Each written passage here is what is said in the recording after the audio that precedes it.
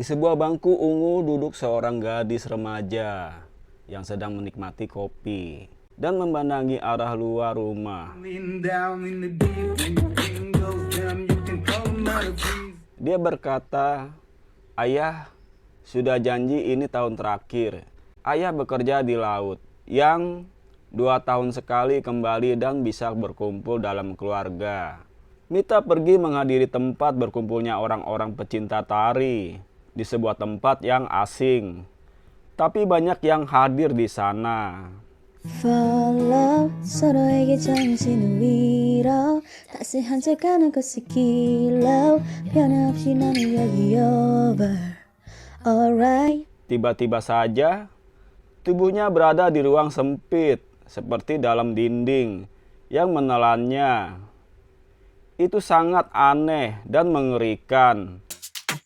Dengan boneka beruang terbang dan berucap mantra, sehingga tubuh Mita sulit bergerak, dan akhir hidup Mita menjadi tumbal di acara pecinta tari tersebut.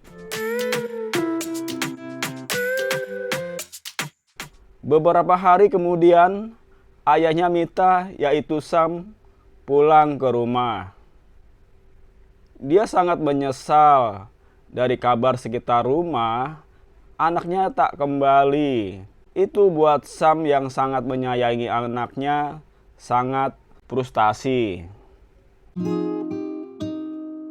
Setiap hari dia tidur di kamar Mita anaknya dan berangan-angan, bila kita bertemu kita takkan terpisahkan. Ayah akan selalu bersamamu kemanapun kau berada.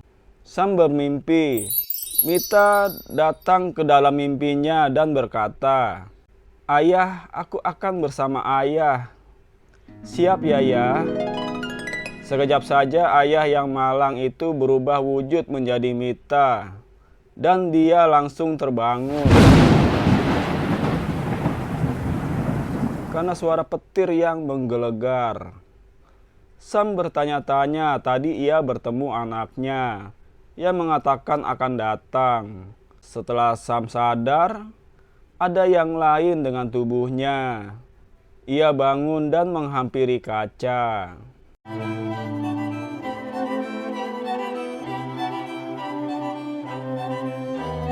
Benar, tubuhnya kini berubah wujud menjadi Mita, dan keduanya bersatu di dalam satu tubuh.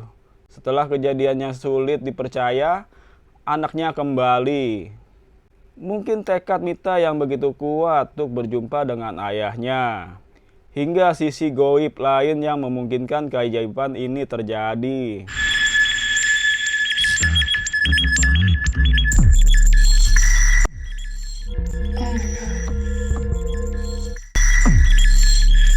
Hari baru dimulai. Sam menjadi Mita. Karena merasa lengket dan gak nyaman memakai baju cewek, Sam masuk ke sebuah tempat untuk ke kamar mandi. Di situ dia malah semakin lama karena bermain game.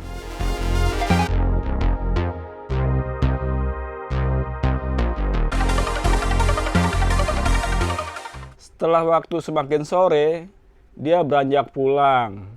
Sepanjang jalan, Sam memperhatikan cowok cewek seusia Mita sudah berpasang-pasangan.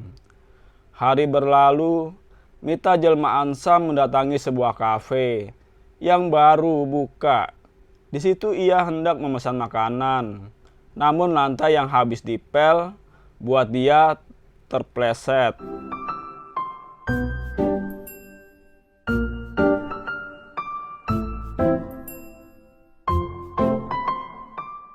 Ada cowok yang memperhatikannya. Akhirnya setelah makanan telah matang, pengunjung kafe diminta untuk duduk di dekat api unggun. Di situ sang pria yang memperhatikan Mita mengajak kenalan. Ya, namanya juga jiwa Sam yang bertubuh Mita. Ia cuek makan dengan lahap dan pergi setelah selesai dan masa bodoh dengan cowok tersebut yang telah memperkenalkan dirinya bernama Igo. Tahun berlalu tak terasa sudah 2 tahun Sam bertubuh Mita, menjalani hidup sebagai cewek dan tak sengaja bertemu lagi dengan Igo. Mita yang telah selesai termenung beranjak pergi dari tempat itu dan dikejar oleh Igo guna menemani Mita pulang sampai rumah. Disinilah Igo yang tak menyia-nyiakan kesempatan kedua buat Mita berhutang budi akan kemarin telah mengantarkan pulang. Igo ngajak ketemuan cuman sekedar ngopi bareng. Mita dandan cantik dan pergi menuju tempat janjian. Namun semuanya berakhir pupus. Igo nggak jadi datang karena terbaring di rumah sakit. Mita yang nggak enak datang membesuk sebentar, lalu pulang. Beberapa hari Mita mulai bingung dengan dirinya. Dia memikirkan Igo, yang mungkin seusia anaknya Mita. Namun dirinya kini Mita yang berteman dengan Igo.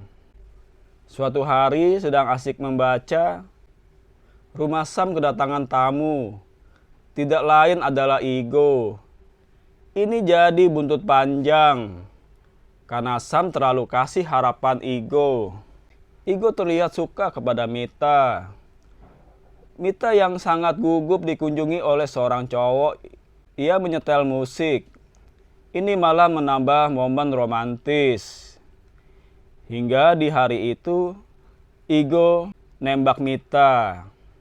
Nyatakan perasaan nyaman bila bersamamu, Mita. Itu tak lantas dijawab oleh Mita. Hari berganti begitu saja. Diam-diam, Mita juga ternyata menseleksi teman yang benar-benar buat dia nyaman. Rupanya Sam mulai membuka diri, dia ingin Mita putrinya bisa bahagia dengan sosok pria baik yang diidam-idamkan seorang ayah pada putrinya.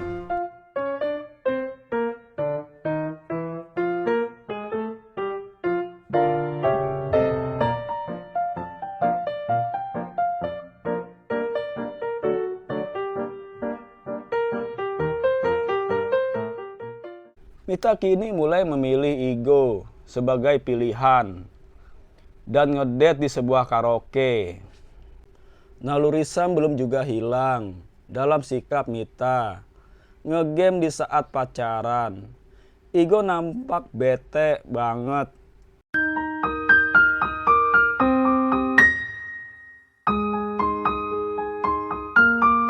Akhirnya Mita menyadari dan memikirkan supaya Igo senang. Dan Mita dapat ide, walau dia sendiri belum pernah melakukannya. Dengan begitu, Igo jadi berfokus memperhatikannya.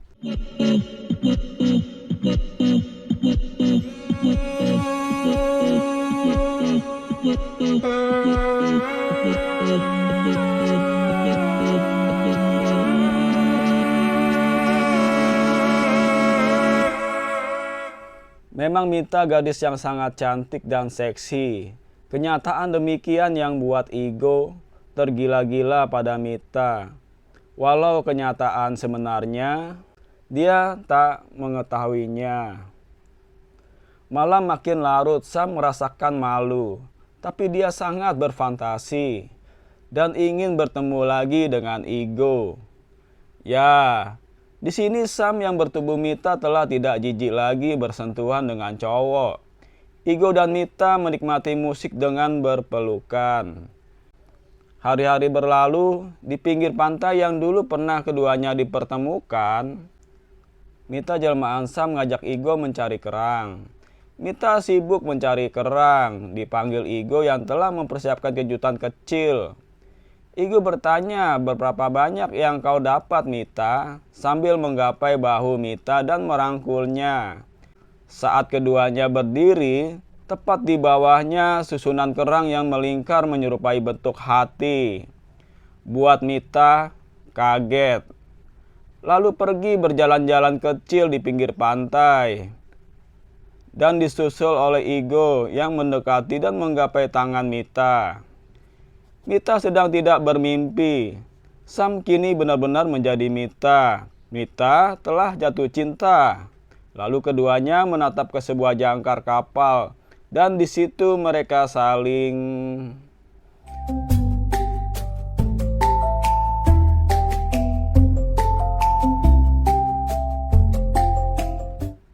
Lalu cerita pun tamat.